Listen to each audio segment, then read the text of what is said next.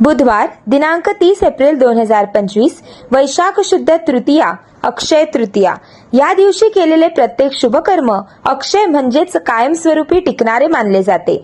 त्यामुळेच दान, पुण्यकर्म, जप, तप, ध्यान या दिवशी केल्यास त्याचे फळ अमरतत्व प्राप्त करते। अक्षय तृतीया हा हिंदू संस्कृतीतील एक महत्त्वाचा मुहूर्त। या दिवशी नवीन कार्याची सुरुवात सोने, चांदी खरेदी, पूजन, सेवा व उपासनांनी केली जाते। पितरांना सद्गती मिळावी म्हणून या दिवशी मातीच्या कुंभाचे, केळीच्या वृक्षाचे पूजन करून कुंभदान केले जाते। तसेच हिरण्यदान, हवन, तर्पण आणि अन्नदान याद्वारे पितृऋणातून मुक्ती साधली जाते। अन्नदानामुळे आपल्या 42 पिढ्यांचा उद्धार होतो, ऐहिक व परलौकिक उन्नती साधते आणि जीवनातील सर्व प्रकारच्या दोषांपासून मुक्ती मिळते।